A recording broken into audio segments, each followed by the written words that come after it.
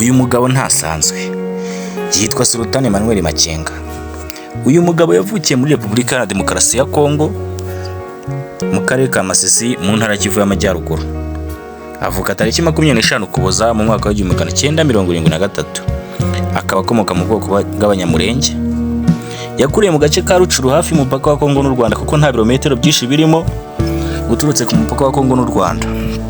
Akiri muto Makenga bivugwa ko yize amashuri abanza ariko akayacikiriza ubwo yahitaga ajya mu gisirikare cy'inyeshyamba. Iki gisirikare yinjiyemo kikaba ari RPF cyangwa Rwanda Patriotic Front. Ubwo urugamba rwari rukomeye aho yarwanye mu rugamba rwo mu Uganda ndetse n'urwo kubohora u Rwanda rwasojwe mu 1994. Nyuma y'itsinzi ya RPF, Makenga yagarutse muri Kongo aho yifatanyije n'indi mitwe y'inyeshyamba.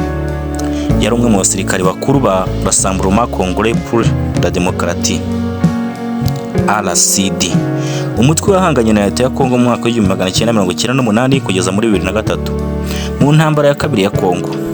Nyuma yinjiye mu mutwe wa Congrès National pour la Défense du Peuple CNDP wari uyobowe na Laurent Nkunda. Mu 2009 CNDP yarasheshwe abasirikare bayo binjizwa mu ngabo za Repubulika ya Demokarasi ya Kongo FARDC. Aho uyu Makenga yahise ahabwa ipeti rya koloneli maze ashyirwa mu ngabo. Ntibyatinze, ntiyahamaze igihe kinini yahise ahava.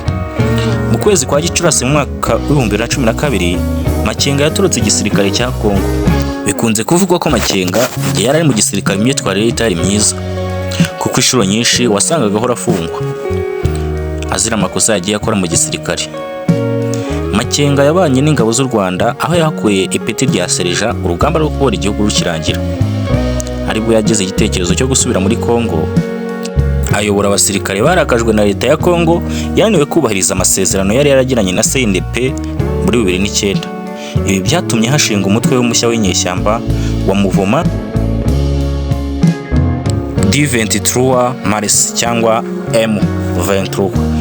Makenga yagiye ahangana na Bosco Ntaganda, undi mutegetsi wa M23.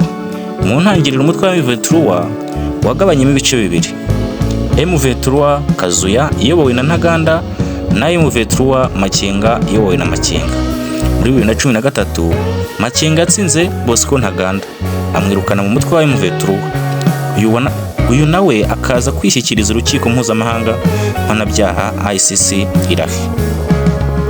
M23 uyobowe na Makenga yafashe ibice byinshi by'Uburasirazuba bwa Kongo biri mu mujyi wa Goma mu Gushyingo muri 2012.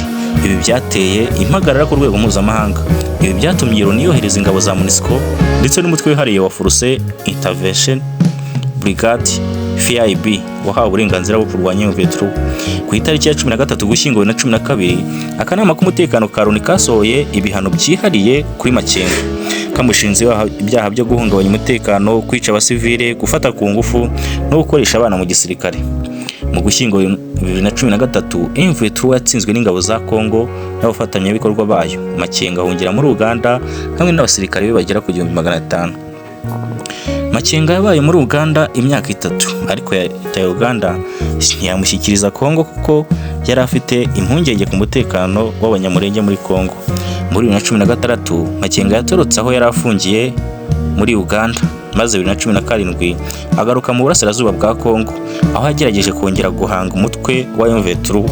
Mu 2022 M23 yongeye kugaba ibitero bikomeye ifata uduce twishi twa Kivu y'Amajyaruguru. Muri 2024 raporo y'impuguke za Loni yagaragaje ko Makenga akomeje kubona inkunga iva muri Uganda ndetse n'u Rwanda nubwo u Rwanda na Uganda bakomeza kubihakana. Mu kwezi kwa Kanama 2024 urukiko rwa gisirikare muri Kongo rwamukatiye igihano cy'urupfu adahari kubera uruhare rw'ubwicanyi, ihohoterwa ry'abaturage no guhungabanya umutekano. Kugeza muri Gashyantare 2025 Makenga akomeje kuyobora umutwe wa M23 ukomeje ibikorwa bya mu Burasirazuba bwa Kongo.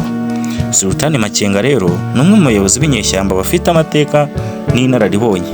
Mu mateka maremare mu ntambara zo muri Kongo yanyuze mu mitwe itandukanye y'inyeshyamba kuva muri RCD, CNDP kugeza kuri M23. Nubwo amaze imyaka myinshi arwana, nta gisubizo kirambye cy'ibibazo by'intambara byo mu Burasirazuba bwa Kongo kiraboneka.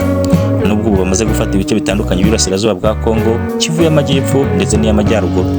ndagushimira wowe wakoze subscribe kuri Prime TV, kandi nawe utarayikora ndagushishikariza kuyikora kugira ngo dukomeze kubana mu nkuru n'ibyegeranyo bicukumbuye.